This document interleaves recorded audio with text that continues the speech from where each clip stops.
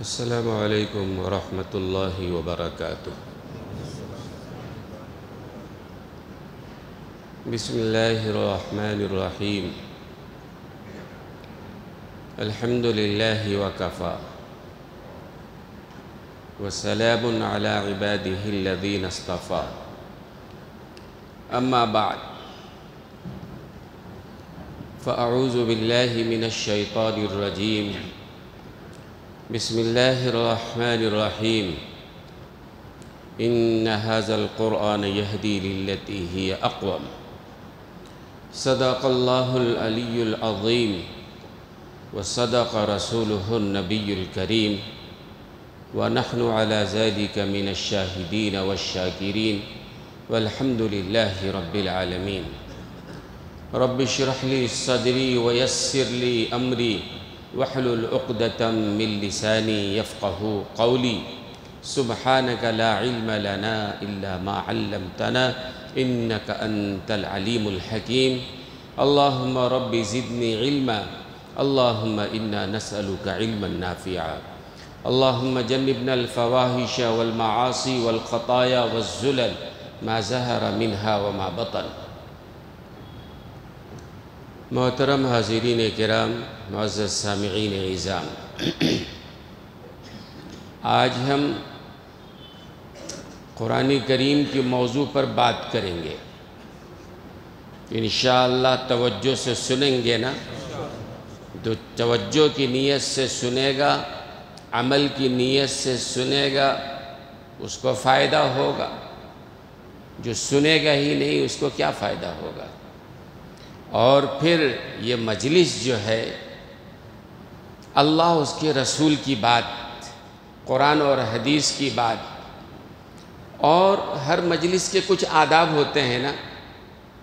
مشاعرے کی مجلس ہے، شور شرابہ ہنگامہ، قوالی کی مجلس ہے، مختلف مجالس ہیں، سیاسی مجالس ہیں، لیکن قرآن و حدیث کی بات کی جب مجلس ہوگی تو اس کے بھی کچھ آداب ہیں نا۔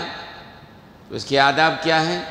پوری توجہ کے ساتھ ہمتن متوجہ ہو کر عمل کی نیت سے اللہ سے دعا کرتے ہوئے سننا چاہیے۔ کریں گے نا انشاءاللہ؟ ورنہ پھر وہ میں کہتا ہوں کہ بارش چاہے جتنی بھی تیز ہو، اگر کسی برتن کا رخ الٹا ہو، جتنی تیز بارش ہو، ایک قطرہ پانی اندر جائے گا۔ قصور کس کا ہے؟ بارش کا ہے یا برتن کا قصور ہے؟ برتن کا قصور ہے، اس نے رخ اپنا الٹا کر لیا ہے۔ رخ سیدھا ہوتا، بارش ہو رہی ہے، اس کے اندر جانا ہی جانا تھا، اس نے رخ اپنا پلٹ لیا ہے۔ چاہے جتنی تیز بارش ہو، ایک قطرہ بھی اندر جانے کا سوال نہیں ہے۔ ایسی قرآن کی بات ہو، حدیث کی بات ہو، دین کی بات ہو، اللہ کی بات ہو، رسول کی بات ہو، صحابہ کی بات ہو، علماء کی بات ہو، اولیاء کی بات ہو، جس کی بھی بات ہو، آدمی سنے گا ہی نہیں تو کیا فائدہ ہوگا اس کو؟ اور آگے بڑھ کے میں کہتا ہوں، ہمیشہ کہتا رہتا ہوں کہ جنہوں نے سننا نہیں چاہا، نبی کی ذات بھی ان کو نہیں سنا سکی۔ جنہوں نے عمل نہیں کرنا چاہا، امام الانبیاء بھی عمل نہیں کرا سکے۔ ابو لہب کو جناب رسول اللہ صلی اللہ علیہ وسلم نے دعوت دیا تھا؟ نہیں دیا تھا؟ آپ کا رشتہ دار تھا، آپ کے خاندان کا تھا، سگا چچا تھا، ہے نا؟ نہیں سننا چاہا، عمل نہیں کرنا چاہا، نبی بھی نہیں سنا سکے، کفر کے ساتھ دنیا سے گیا۔ ابو لہب آپ کا سگا چچا ہے، حضور اکرم صلی اللہ علیہ وسلم نے سنایا، لیکن اس نے سننا نہیں چاہا، تو حضور اکرم صلی اللہ علیہ وسلم بھی اس کو نہیں سنا سکے۔ تو پہلا مرحلہ یہ ہے کہ آدمی عمل کی نیت سے ہمتن متوجہ ہو کر عمل کی نیت سے سنے، اللہ سے دعا بھی کرتا رہے، اے اللہ قرآن و حدیث کے حوالے سے جو بات آ رہی ہے اس پر ہمیں عمل کرنے کی توفیق عطا فرما۔ تو برتن کا رخ اگر سیدھا ہوگا تو فائدہ ہوگا، رخ اگر الٹا ہے فائدہ ہونے والا نہیں ہے۔ تو اللہ تعالی ہم سب کو صحیح نیت کے ساتھ، عمل کی نیت کے ساتھ کہنے اور سننے کی توفیق عطا فرمائے۔ قرآن پاک کے بارے میں مجھے عرض کرنا ہے، یہ کوئی نیا موضوع نہیں ہے۔ آپ جانتے ہیں ہمارا ایمان اور عقیدہ ہے قرآن اللہ کا کلام ہے، آخری کلام ہے، قیامت تک کے لیے کتاب ہدایت ہے۔ کوئی اور نبی نہیں آنے والا، کوئی اور کتاب نہیں آنے والی ہے، آخری کتاب ہدایت ہے۔ اور قرآن کریم وہ کتاب ہے جو بھٹکوں کو صراط مستقیم دکھانے والی کتاب ہے، ظلمت سے نکال کر روشنی کی طرف لانے والی کتاب ہے۔ آپ جانتے ہیں کہ یہ قرآن کریم ایسی کتاب ہے جس کا پڑھنا بھی عبادت ہے، پڑھانا بھی عبادت ہے، سننا بھی عبادت ہے، سنانا بھی عبادت ہے، دیکھنا بھی عبادت ہے، چھونا بھی عبادت ہے، سمجھنا بھی عبادت ہے، سمجھانا بھی عبادت ہے، حفظ کرنا بھی عبادت ہے، اس کو سمجھنا سمجھانا بھی عبادت ہے، اس کے احکام پر عمل کرنا بھی عبادت ہے، اس کے پیغام کو دوسروں تک پہنچانا بھی عبادت ہے نا۔ ہر اعتبار سے قرآن کریم میں کہیں سے جڑ جائیے، جس طرح اللہ نے قرآن کی حفاظت کی ذمہ داری لی ہے، جو قرآن سے جڑ جائے گا اللہ اس کی بھی حفاظت کرے گا۔ ایسا نہیں ہے کہ اللہ نے قرآن کی حفاظت کا ذمہ لیا ہے، اِنَّا نَحْنُ نَزَّلْنَا الذِّكْرَ وَإِنَّا لَهُ لَحَافِظُونَ۔ اللہ نے قرآن کریم میں کہا کہ ہم نے اس کو نازل کیا ہے اور ہم ہی اس کی حفاظت کرنے والے ہیں۔ بڑے شان کے ساتھ، بڑی طاقت کے ساتھ اللہ تعالیٰ کہہ رہے ہیں کہ ہم ہی اس کی حفاظت کرنے والے ہیں۔ تاریخ موجود ہے، یہ آسمانی کتابیں جو ہیں نا، تورات ہے، انجیل ہے، زبور ہے، قرآن کریم ہے، یہ 4 آسمانی کتابیں ہیں، اور کسی کے پاس آسمانی کتاب نہیں ہے۔ یہودیوں کے پاس ہے، عیسائیوں کے پاس ہے، مسلمانوں کے پاس ہے، یا حضرت داؤد علیہ السلام کے ماننے والوں کے پاس ہے۔ لیکن آج توریت اپنی صحیح شکل میں موجود نہیں ہے۔ انجیل کے بارے میں ہے، خود اس کے ماننے والوں نے 133 پر 3 بار اس میں جو ہے تغیر اور تبدل کیا ہے۔ انجیل جو عیسائیوں پر نازل ہوئی تھی نا، اس میں 133 بار تبدیلی ہو گئی ہے، اور آخر میں 4 انجیل کو انہوں نے مانا ہے، تو بدل گئے۔ تورات بدل گیا، لیکن قرآن کریم کیوں نہیں بدلا؟ اس کی وجہ اللہ نے خود قرآن کریم میں فرما دیا، چونکہ اللہ نے قرآن کی حفاظت کی ذمہ داری خود لے رکھی ہے، اور ظاہر ہے جب اللہ کی حفاظت ہے تو کوئی اس کو بدل نہیں سکتا ہے۔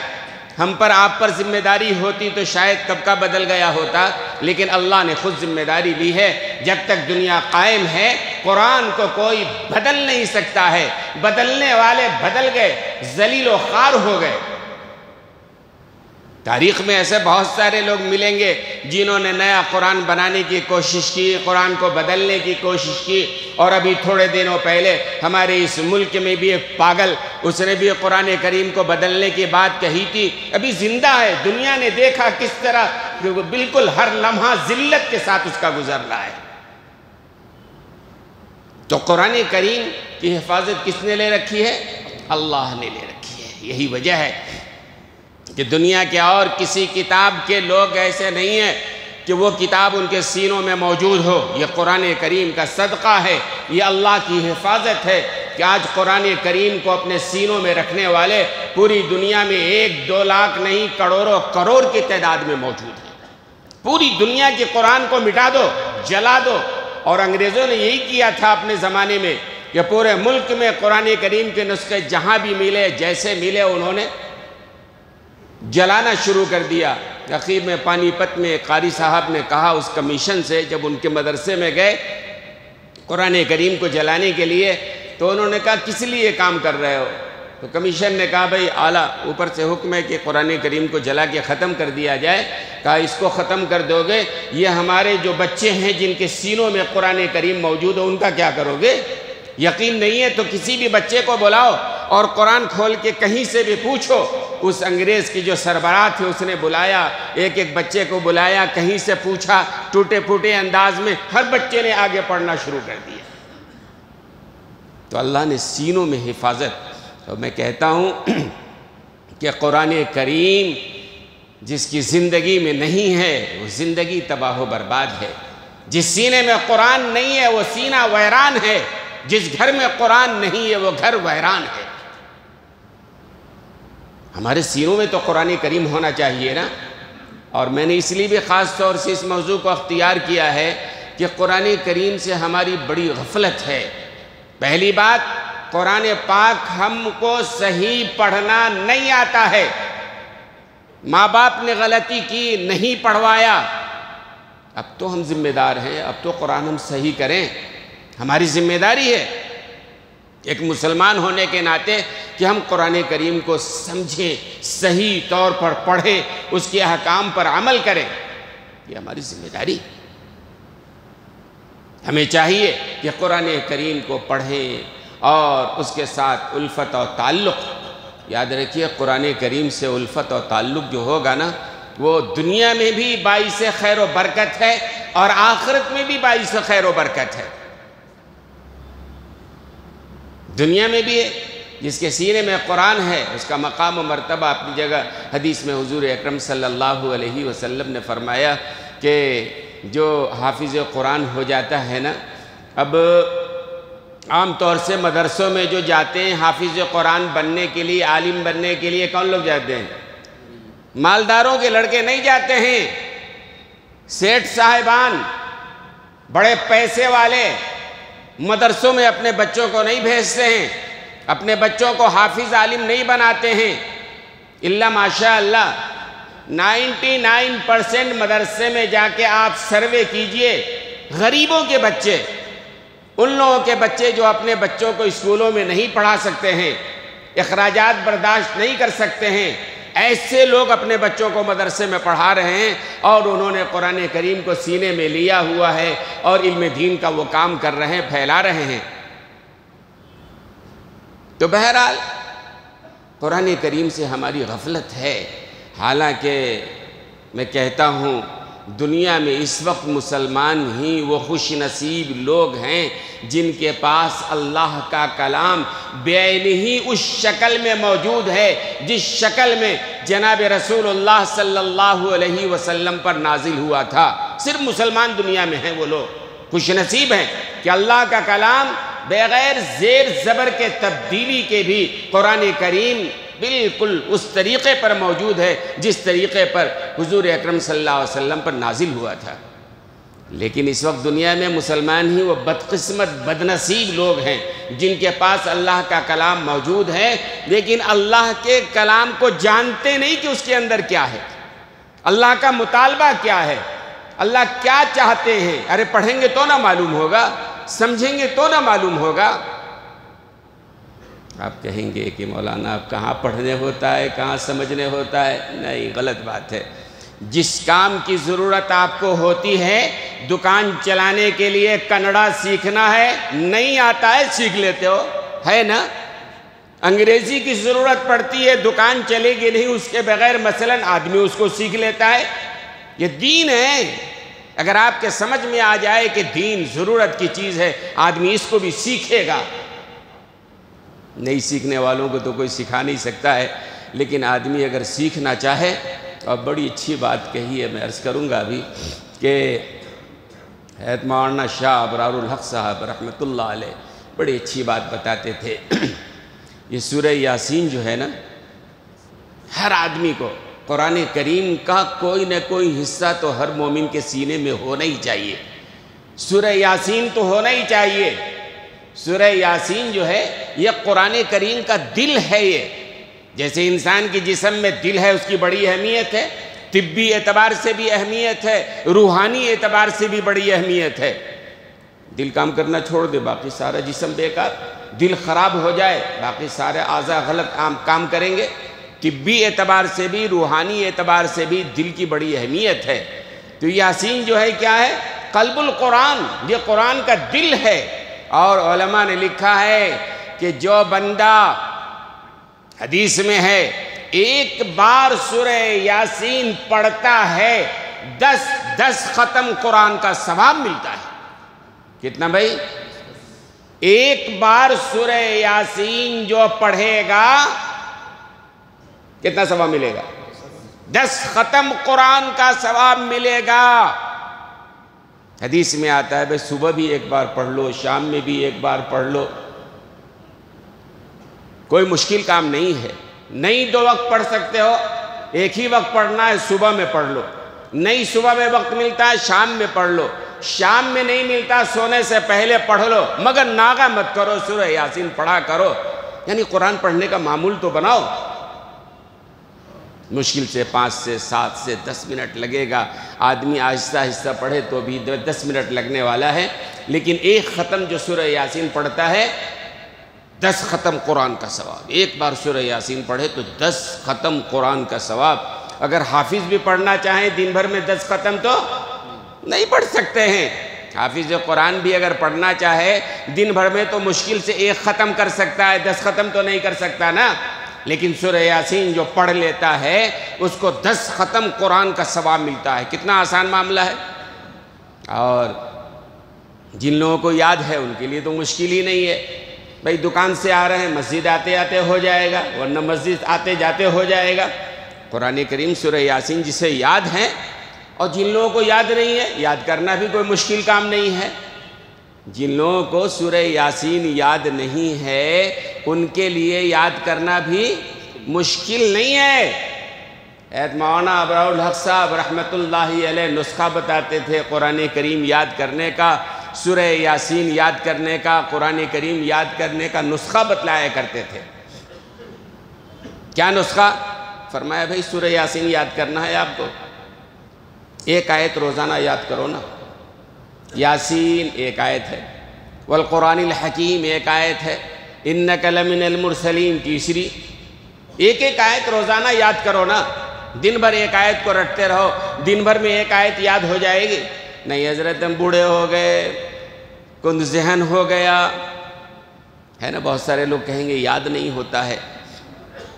بھائی چلو ہفتے میں 1 آیت یاد ہوگی، 2 ہفتے میں 1 آیت یاد کریں گے، وہ ہو سکتا ہے نا بھائی۔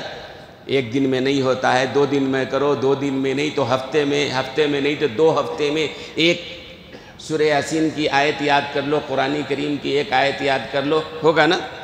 اب آپ کہیں گے حضرت یہ 15 دن میں 1 مہینے میں 1 آیت یاد کرے تو کب ختم ہوتا ہے؟ کہ یہ کہاں لکھا ہوا ہے کہ 1 ہی سال میں سورہ یاسین یاد کر لو؟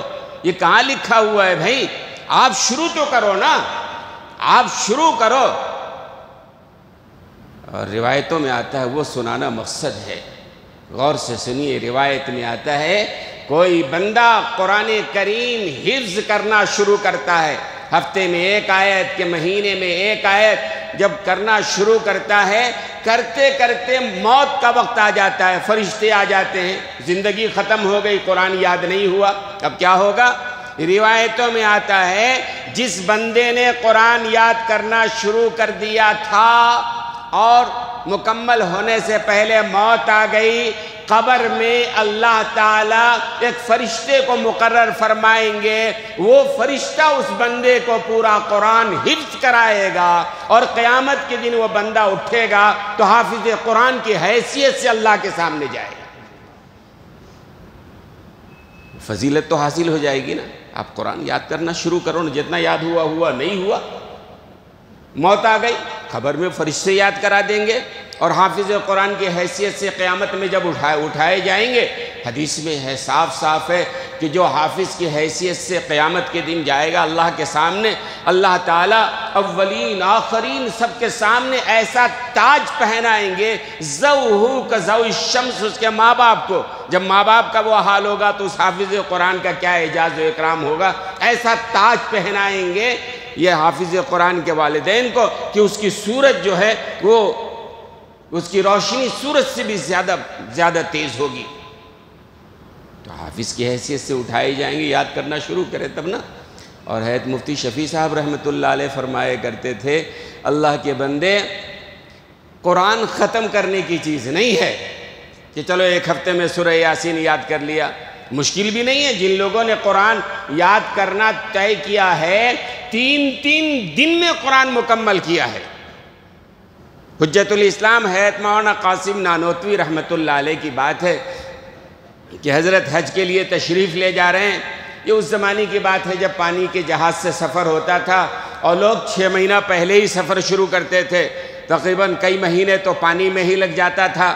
عید سے پہلے لوگ وہ سفر شروع کرتے تھے، 6 مہینہ لگ جاتا۔ تو حضرت حضرت مولانا قاسم نانوتوی رحمۃ اللہ علیہ اور بھی کئی بڑے علماء تھے، حج کے لیے جا رہے ہیں، پانی کے جہاز میں ہیں، رمضان المبارک سے پہلے پانی کے جہاز میں سوار ہو گئے ہیں، اور اس کے بعد یہ ہوا رمضان المبارک کا مہینہ آیا۔ بھئی کوئی حافظ قرآن ہمارے درمیان ہے جو تراویح سنائے؟ بڑے بڑے علماء تھے لیکن حافظ کوئی نہیں تھے وہاں، بھئی کون سنائے؟ یہ تو اچھی بات نہیں، اتنے بڑے بڑے علماء ہوں اور وہ علم تر کیف سے اور آخری چھوٹی چھوٹی صورتوں سے تراویح پڑھائیں تو کوئی بات نہیں ہوئی۔ حضرت مولانا قاسم نانوتوی رحمۃ اللہ علیہ نے کہا کہ میں انشاءاللہ تراویح سناؤں گا۔ حافظ قرآن وہ بھی نہیں ہے، روزانہ دن میں 1 پارہ قرآن یاد کرتے، تراویح میں 1 پارہ پڑھا لیا کرتے۔ 30 تراویح ختم ہوئی اور مکمل حافظ قرآن بھی ہو گئے۔ آدمی یاد کرنا چاہے تو قرآن کا یاد کرنا تو بڑا آسان ہے۔ اور ایک عالم کے بارے میں لکھا ہے، ہشام ابن کلبی بڑے عالم تھے۔ ہشام ابن کلبی بڑے عالم تھے۔ ایک دفعہ علماء کے درمیان بیٹھے تھے، تذکرہ چل رہا تھا، بھئی فلاں عالم ہیں، فلاں بڑے عالم ہیں، فلاں بڑے حافظ ہیں، فلاں بڑے قاری ہیں، فلاں عالم حافظ بھی ہیں، قاری بھی ہیں، مفتی بھی ہیں، عالم بھی ہیں۔ ہشام ابن کلبی بہت بڑے عالم تھے، ان کا تذکرہ آیا تو لوگوں نے کہا کہ ہشام ابن کلبی تو ماشاءاللہ بہت بڑے عالم ہیں اس دور کے، لیکن حافظ قرآن نہیں ہیں۔ ان تک یہ بات پہنچی کہ اچھا میرے بارے میں لوگ یہ کہتے ہیں کہ عالم تو ہیں لیکن حافظ قرآن نہیں ہیں۔ ان کے دل میں یہ بات آئی انشاءاللہ میں بھی حافظ قرآن بنوں گا۔ قرآن منگایا اور آپ یقین نہیں کریں گے لیکن تاریخ میں ہے، مورخ نے لکھا کہ ہشام ابن کلبی نے 3 دن کے اندر پورا قرآن کریم یاد کر لیا۔ اب لوگوں نے سنا تو کہا نہیں حضرت یہ 3 دن میں قرآن کیسے یاد ہوگا؟ لوگ ان کا امتحان لیتے تھے، اچھا بھائی پڑھو، آپ 21واں پڑھا شروع کرو، اچھا بھائی فلاں جگہ سے پڑھو، لوگ ان کا امتحان لیا کرتے تھے، حضرت سنائے کرتے تھے۔ تو یہ قرآن کریم بڑا آسان ہے۔ تو مفتی شفیع صاحب رحمۃ اللہ علیہ فرمایا کرتے تھے بھئی قرآن ختم کرنے کی چیز نہیں ہے کہ چلو 1 ہفتے میں سورہ یاسین یاد کر لیا یا 2 ہفتے میں یا 1 مہینے میں کہ 2 مہینے میں، بھئی لگے رہو نا آپ۔ موت بھی اگر آ گئی تو قبر میں فرشتہ یاد کرا دے گا، حافظ کی حیثیت سے اللہ کے سامنے حاضری ہو جائے گی، لگو گے تبھی نا۔ حضرت مفتی شفیع صاحب رحمۃ اللہ علیہ فرمایا کرتے تھے کہ بھئی یہ قرآن ختم کرنے کی چیز نہیں ہے بلکہ قرآن کریم میں زندگی ختم کرنے کی چیز ہے۔ لگے رہو قرآن کریم میں، پڑھتے رہو یہاں تک کہ تمہاری زندگی ختم ہو جائے۔ اور یہ قرآن جو ہے بہت بڑا سفارشی بھی ہے۔ جو قرآن کریم سے محبت رکھتا ہے نا، اس کی تلاوت کرتا ہے نا، اس کا نور اس کی زندگی میں تو ہوتا ہی ہے، اس کی اولاد میں بھی اس کا نور ہوتا ہے۔ اور ساتھ ہی ساتھ یہ ہوتا ہے کہ دوستو اور بزرگوں، جو قرآن کریم کو واقعی الفت و محبت کے ساتھ پڑھتا ہے اس کی زندگی بے مثال بن جایا کرتی ہے۔ قرآن کریم خود بے مثال کتاب ہے، کوئی مثل نہیں ہے، اور قرآن کریم میں کوئی تغیر و تبدل نہیں ہے۔ قرآن کریم بے مثال کتاب ہے، اور جو قرآن پڑھتا ہے وہ بھی بے مثال ہے، جو قرآن پڑھاتا ہے وہ بھی بے مثال ہے۔ جس نبی پر قرآن نازل ہوا وہ نبی بھی بے مثال ہے، جس امت کے لیے قرآن نازل ہوا وہ امت بھی بے مثال ہے، اور جس خطے میں قرآن نازل ہوا وہ خطہ بھی بے مثال ہے، اور جس مہینے میں قرآن نازل ہوا وہ مہینہ بھی بے مثال ہے، اور جس رات میں قرآن نازل ہوا وہ رات بھی بے مثال ہے۔ اور دوستو اور بزرگوں، جس معاشرے میں قرآن کی حکمرانی ہو وہ معاشرہ بھی بے مثال ہے، جس ملک میں قرآن کے مطابق حکومت ہو وہ ملک بھی بے مثال ہے، اور میں آگے بڑھ کے کہتا ہوں جس انسان کی زندگی قرآن کے مطابق ہو، خدا کی قسم وہ انسان بھی بے مثال ہو۔ تو اگر بے مثال بننا چاہتے ہیں تو قرآن کریم سے جڑ جائیے نا، قرآن کریم کو اپنائیے، اپنی زندگی میں داخل کیجئے۔ قرآن کریم یاد نہیں ہے، یاد کرنا شروع کیجئے۔ قرآن کریم کو صحیح کیجئے، پڑھنے کی عادت ڈالیے۔ اور یہ رمضان المبارک کا مہینہ آ رہا ہے، اس مناسبت سے بھی میں نے اس کی بات کی ہے کہ رمضان المبارک کا مہینہ جو ہے نا بڑا محترم مہینہ ہے، مقدس مہینہ ہے۔ کتنا مبارک ہے، کتنا محترم ہے، جانتے ہیں نا آپ؟ پتہ نہیں، حضرت شاید قرآن پڑھ رہا ہے، موبائل میں قرآن پڑھ رہے ہیں حضرت۔ چلیے خیر، آج کل موبائل کی لعنت ہے کہ بہرحال ہر آدمی موبائل، کہیں بھی ہو موبائل، کہیں بھی ہو موبائل۔ کچھ دنوں پہلے کچھ لوگ موبائل میں ہر چیز میں ہر چیز موبائل، بہت بڑا فتنہ ہے۔ سلام پھیرا، موبائل نکالا، دیکھ رہے ہیں اللہ نے نماز قبول کیا نہیں کیا۔ دیکھا ہوگا آپ نے، سلام پھیرتی ہے کئی لوگ جیب سے موبائل نکال کے دیکھتے ہیں۔ کیا دیکھ رہے ہو بھائی؟ تم نماز پڑھ رہے تھے کہ اسی کے اندر تمہارا دل و دماغ گھسا ہوا تھا؟ موبائل بہت بڑا فتنہ ہے، اس میں کافی وقت ضائع ہوتا ہے۔ یہ رمضان المبارک کا جو مہینہ آ رہا ہے، اللہ ہر لمحہ قیمتی مہینہ ہے، اور اتنا اتنا اتنا قدر والا مہینہ ہے کہ علماء نے لکھا ہے، مجدد الفسانی رحمۃ اللہ علیہ نے لکھا ہے کہ رمضان المبارک میں جو اللہ کی رحمتیں برکتیں اترتی ہیں اور 11 مہینے میں جو رحمتیں برکتیں اترتی ہیں، دونوں کا تناسب یاد ہے نا؟ فرمایا ایک آدمی سمندر میں انگلی ڈالتا ہے اور نکالے، سمندر سے ایک قطرہ پانی نکلے گا، ایک طرف ایک قطرہ پانی رکھو اور ایک طرف بحر بیکراں اتھاہ سمندر، ایک طرف پورا سمندر اور ایک طرف ایک قطرہ۔ ایک قطرے کو سمندر سے کوئی نسبت تو ہے نا، پانی تو ہے نا سمندر کا بھائی، نسبت کیا ہے؟ ایک قطرہ ایک طرف ہے، پورا سمندر ایک طرف ہے۔ حضرت نے لکھا ہے کہ رمضان المبارک کی جو نسبت ہے نا، یہ رمضان المبارک اور 11 مہینے کے درمیان، 11 مہینے میں جو اللہ کی رحمتیں اترتی ہیں قطرے کے مانند ہیں، اور رمضان میں جو رحمتیں اترتی ہیں بحر بے کراں اتھاہ سمندر کے مانند۔ تو کیا کرنا چاہیے ہمیں؟ رمضان تو بہت ہی قریب آ گیا ہے نا، درمیان میں شاید 12-13 روز رہ گیا ہے نا؟ یہ رمضان المبارک آ رہا ہے، ابھی سے چاہیے کہ ہم قرآن کریم کی طرف توجہ کریں، قرآن کریم زیادہ سے زیادہ پڑھیں، یاد کرنے کی کوشش کریں۔ بھئی کم سے کم سورہ یاسین تو یاد کر لو، سورہ یاسین تو دل میں ہو، ہے نا؟ اس کی بھی بڑے فوائد ہیں۔ کوئی آدمی قرآن کریم، ایک تو وہ ہے کہ آدمی ایک ختم اگر سورہ یاسین پڑھتا ہے تو 10 ختم کا ثواب ملتا ہے، 10 ختم کا۔ اور علماء نے یہ بھی لکھا ہے ایک اس کا فائدہ کہ برکات بھی اس کے بہت ہیں۔ مثال کے طور پر آپ نے کھانا بنایا 10 آدمی کا، آپ نے 10 مہمانوں کو بلایا تھا اور 10 کے بجائے 20 مہمان آ گئے، اچانک تو کھانا بنایا نہیں جا سکتا ہے، گھر والا پریشان ہو جاتا ہے، بھئی کیا کریں، 10 کے لیے کھانا بنایا تھا، 20 آدمی آ گئے ہیں، یہ کیا کریں اب؟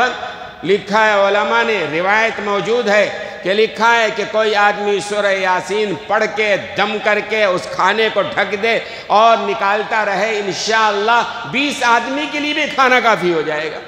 اللہ نے برکت بھی رکھا ہے اس کے اندر۔ یہ بھی لکھا ہے سورہ یاسین کوئی پڑھتا ہے تو اس کو 10 حج کا ثواب اللہ عطا فرماتے ہیں۔ تو اس فضیلت کا مقصد یہ ہے کہ قرآن کریم ایسی کتاب ہے کہ ہم اس سے کہیں سے بھی کسی درجے میں بھی اگر جڑ جائیں تو ہمارے لیے بھلائی ہی بھلائی ہے، دنیا میں بھی آخرت میں بھی ہمارے لیے فائدہ ہے۔ اس لیے قرآن کریم کی طرف توجہ دیجئے، قرآن کریم سمجھنا بھی ہمارے لیے لازم ہے کہ ہم قرآن کریم کو سمجھیں کہ یہ قرآن کریم اللہ کا کلام ہے۔ اور مجھے یاد پڑتا ہے کہ محمود بیگڑا، سلطان محمود بیگڑا، یہ واقعہ ہے گجرات میں ایک زمانے میں جو ہے مسلمان بادشاہوں کی حکومت رہی ہے، اس ملک پر بھی تقریباً 800 سال تک مسلمانوں نے حکومت کیا ہے۔ تو سلطان محمود بیگڑا گجرات کا حاکم تھا، بادشاہ تھا۔ ختم قرآن ہوا، تراویح میں قرآن ختم ہوا، مجلس لگی، علماء تھے اور قرآن ختم ہونے کی مجلس تھی۔ ایک عالم نے فضیلت بیان کیا ختم قرآن کا، اور قرآن کوئی آدمی اگر یاد کرتا ہے حافظ قرآن کی فضیلت، اس میں ایک عالم نے یہ فضیلت بیان کی کہ جس خاندان میں کوئی حافظ قرآن ہے، اللہ تعالیٰ اس کے 7 نسلوں کو عرش کا نور عطا فرمائیں گے۔ یہ جب بیان کیا تو سلطان محمود بیگڑا جو سلطان تھا، بادشاہ تھا، اس نے دیکھا بھئی ہمارے خاندان میں تو کوئی حافظ نہیں ہے. آدمی سوچتا ہے ہمارے خاندان میں کوئی حافظ نہیں ہے نا. پریشان ہو گیا، ہمارے خاندان میں نہیں، یہ دولت ہمارے پاس نہیں ہے. اس نے بڑے افسوس کا اظہار کیا کہ ہمارے خاندان میں کوئی نہیں ہے نا. اس سلطان محمود بیگڑا کا جو بیٹا تھا شہزادہ خلیل، بعد میں المظفر کے نام سے مشہور ہوا وہ، تو شہزادہ خلیل جو ہے وہ بڑودرہ کا گورنر تھا اس زمانے میں، وہ بھی اس مجلس میں تھا. تو بیٹے نے دیکھا کہ ہمارے والد صاحب بہت ہی مایوس ہیں کہ ہمارے خاندان میں کوئی حافظ قرآن نہیں ہے، کیا ہوگا.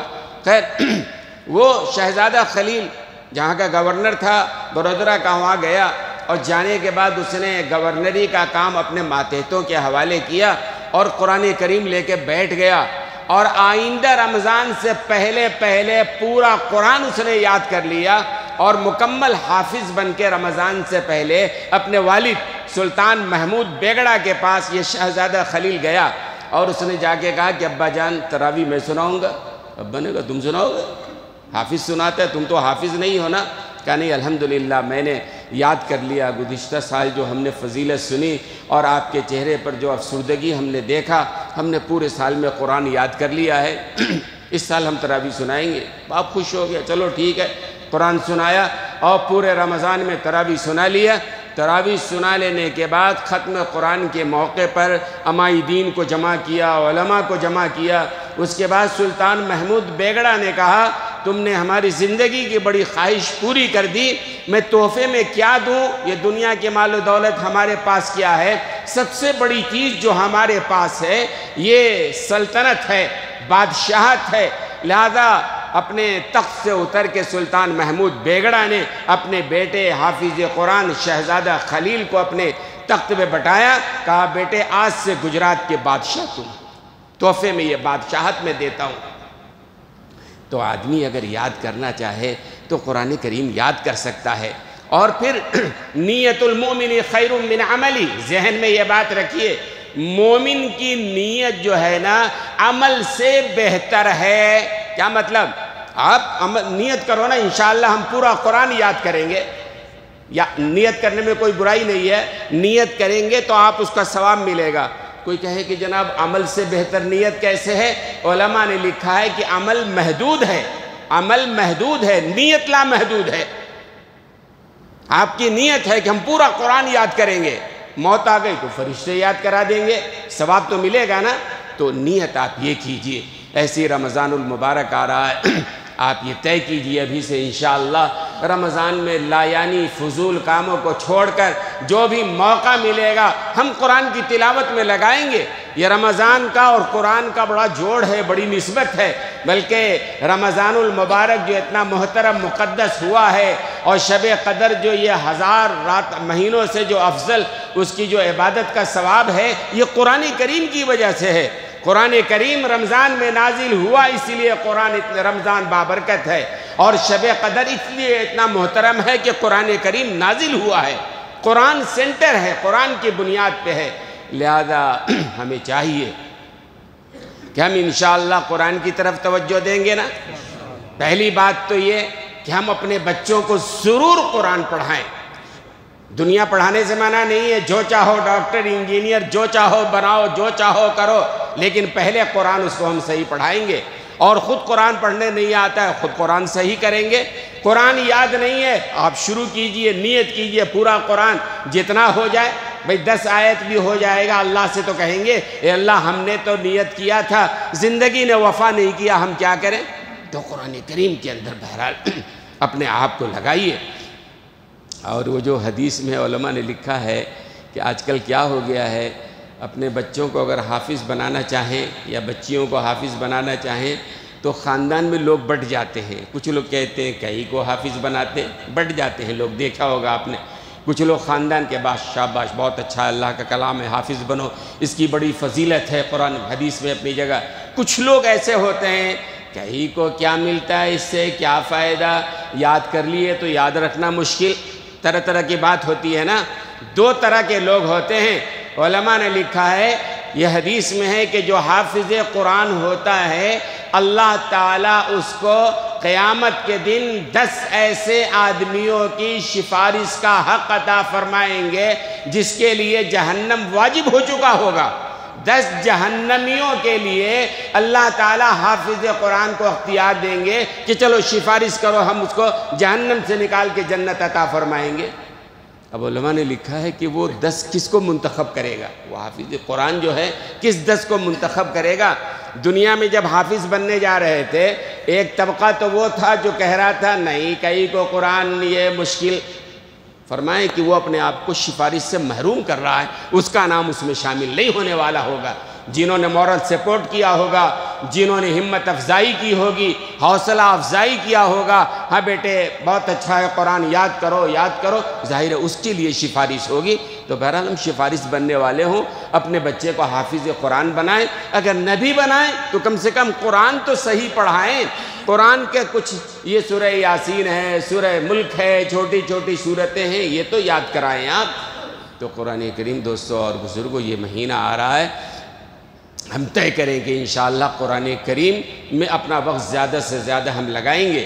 یہ لغویات، فضولیات، بیکار کی بحث، بیکار کی باتیں، غیبت، اللہ اکبر۔ ایک حدیث ہے سنا کے بعد ختم کروں گا، وقت ہو گیا ہے نہیں؟ ہو گیا ختم؟ چلیے بول رہے ہیں وقت ختم ہو گیا ہے۔ انشاءاللہ آئندہ جمعہ کو انشاءاللہ عرض کروں گا کہ اتقی المحارم تکن عابد الناس، بڑی پیاری حدیث ہے، اسی سے متعلق ہے۔ انشاءاللہ آئندہ جمعہ عرض کروں گا۔ اللہ تبارک و تعالی ہم سب کو عمل کرنے کی توفیق عطا فرمائے۔ یہ شہناز بیگم